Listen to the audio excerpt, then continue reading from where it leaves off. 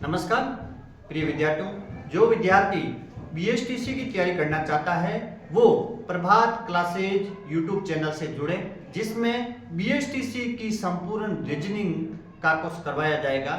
आज अपना उसका पहला टॉपिक कैलेंडर को शुरू करते हैं। टॉपिक है अपना कैलेंडर। अब देखो, कैलेंडर के अंदर अपन लोग सबसे पहले देखते हैं कि वर्ष। क्या बात करते हैं? वर्ष। वर्ष आपको समझना है, वर्ष कितने प्रकार के होते हैं? दो प्रकार के होते हैं। वर्ष कितने प्रकार के होते हैं? दो प्रकार के होते हैं। एक होता है सामान्य वर्ष, एक होता है सामान्य वर्ष, या इस सामान्य वर्ष को अपन लोग क्या कहते हैं? साधारण वर्ष।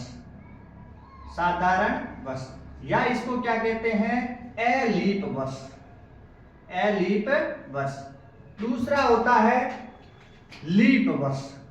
लीप वर्ष, या इसी को कहते हैं अधिवर्ष। अधिवर्ष। वर्ष कितने प्रकार के हो गए? दो प्रकार के। एक होता है आपका सामान्य वर्ष, या इसको कहते हैं साधारण वर्ष, या परीक्षा में आ सकता है अलीप वर्ष। और एक होता है अपन लोग लीप वर्ष, या इसको कहते हैं अधिवर्ष। सामान्य वर्ष और लीप वर्ष की पहचान किस प्रकार की जाएगी, सबसे पहले ये देखते हैं। सामान्य वर्ष कौन सा होगा, लीप वर्ष कौन सा होगा। आपको हमेशा ध्यान रखना, कोई भी वर्ष आ जाए, कोई भी वर्ष आए, दिए गए वर्ष कोई भी वर्ष है, उस वर्ष के अंतिम दो अंक, उस वर्ष के अंतिम दो अंक यदि 4 से विभाजित हो जाए, यदि उस अंतिम दो अंकों में 4 का भाग पूरा चला जाए तो वो वर्ष है लीप वर्ष।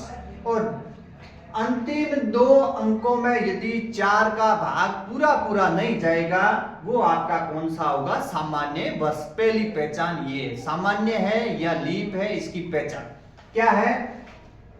वर्ष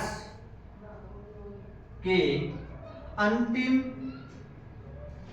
दो अंकों में 4 का भाग पूरा ना जाए, या 4 से पूर्णतः विभाजित न, या 4 से पूर्णतः विभाजित नहीं हो। 4 से पूर्णतः विभाजित नहीं हो, इसका मतलब होता है 4 का भाग उसमें पूरा जाएगा नहीं, कुछ न कुछ शेष फल आपको प्राप्त होगा। ये है, आपको पहचान होगी। जैसे आपका वर्तमान में वर्ष चल रहा है 2025। अब पहचान करनी है कि ये 2025 सामान्य वर्ष है या लीप वर्ष है। मैंने कहा आप पूरे के अंदर भी 2025 में भाग लगा सकते हो, किंतु 2025 में भाग लगाओगे, 25 में भाग लगाओगे तो टाइम कम लगेगा 25 में, क्योंकि यहाँ समय की परीक्षा में, कंपटीशन एग्जाम में समय की बहुत आवश्यकता है। तो आप 25 के अंदर 4 का भाग लगाओगे तो 4 का भाग 6 चौक 24 होते हैं। भाग कितनी बार गया? 6 बार पूरा गया। शेष फल कितना बचा? 1। मैंने कहा यदि कुछ भी शेष फल प्राप्त हो जाए तो वो आपका वर्ष कौन सा हो जाएगा? सामान्य वर्ष। कौन सा हो जाएगा? सामान्य। इसका मतलब 2025 है वो कौन सा है? सामान्य वर्ष। अब अपन देखते हैं सामान्य वर्ष के अंदर एक वर्ष में कुल कितने दिन होते हैं? वो दिन होते हैं 365 दिन। तो सामान्य वर्ष में दिन कितने होते हैं? वो होते हैं आपके 365 दिन। सामान्य वर्ष में कितने दिन होते हैं? 365 दिन। यदि 365 दिनों के अंदर यदि 7 का भाग लगा दिया जाए तो वो दिन किस में बदल जाएंगे? सप्ताह में बदल जाएगा। तो आपको पता होना है सामान्य वर्ष में 52 सप्ताह, सामान्य वर्ष में 52 सप्ताह और एक विषम दिन होता है। एक विषम दिन होता है। सामान्य वर्ष में 52 सप्ताह होते हैं, इसका मतलब प्रत्येक बार 52 बार आएगा। सोमवार से लेकर के रविवार, हर बार 52 बार आपके रिपीट होंगे, और एक विषम।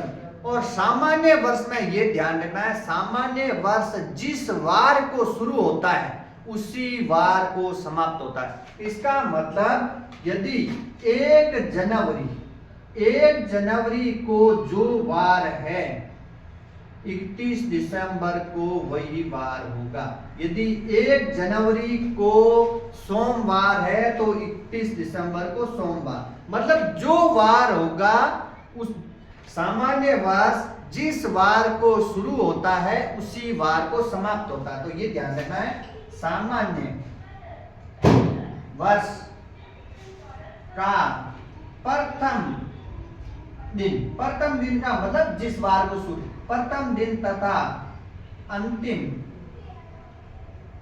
दिन समान होता है। क्या होता है? समान होता है। 52 सप्ताह हो गए, 1 विषम दिन हो गए, और सामान्य वर्ष और लीप वर्ष में 1 दिनों का अंतर है। और इसके अंदर फरवरी माह आएगा, वो फरवरी कितने दिनों की आएगी? 28 दिनों। कितने दिनों की है? 28 दिनों की। अब लीप वर्ष, या लीप वर्ष की पहचान जिस वर्ष के अंतिम 2 अंकों में यदि 4 का भाग पूरा पूरा चला जाए वो वर्ष कौन सा होगा? लीप वर्ष। तो वर्ष के अंतिम 2 अंकों में 4 का भाग पूरा पूरा जाए उसे क्या कहेंगे? लीप वर्ष। क्या कहेंगे? लीप वर्ष, या 4 से पूर्णतः विभाजित। अब आपको देखना है सामान्य, ये आपका लीप वर्ष जैसे 2024 है, 2024 के अंतिम 2 अंक क्या? 24। 24 में 4 का भाग कितनी बार गया? 6 बार। शेष फल क्या प्राप्त हुआ? 0। इसका मतलब भाग पूरा पूरा गया, भाग पूरा पूरा गया, इसका मतलब 2024 है वो आपका कौन सा वर्ष हो गया? आपका लीप वर्ष हो गया। कौन सा वर्ष हो गया? लीप वर्ष। लीप वर्ष है तो इसमें कुल दिन, इस वर्ष में कुल दिन कितने होंगे? वो दिन होंगे 367। सामान्य वर्ष में दिन कितने हैं? 365, और इसमें दिन कितने हैं? 367। एक दिन ज्यादा है, एक दिन वो ज्यादा कौन सा होगा? वो होगा आपका फरवरी। या सामान्य वर्ष में फरवरी कितने की होगी? 28 की, और लीप वर्ष में फरवरी होगी वो कितने की होगी? 29 की। फरवरी कितने की होगी? 29 की। और सप्ताह, इसमें आपके कितने होंगे? 52 सप्ताह होंगे और 2 विषम दिन होंगे। कितने दिन होंगे? 2 विषम दिन होंगे। हमेशा ध्यान रखना। और इसमें लीप वर्ष में पहला दिन और अंतिम दिन कर्मागत रूप में होगा। कर्मागत का मतलब जिस वार को वर्ष शुरू हुआ उसके अगले वार को वर्ष क्या होगा? समाप्त होगा। इसका मतलब 1 जनवरी व 31 दिसंबर का वार क्या होगा? कर्मागत होगा। कर्मागत का मतलब होता लगातार, जिस वार को शुरू हुआ लीप वर्ष, जिस वार को शुरू होता है उसके अगले वार को समाप्त होगा। क्या होगा? समाप्त होगा। इसका मतलब 1 जनवरी को यदि सोमवार है तो 31 दिसंबर को मंगलवार होगा।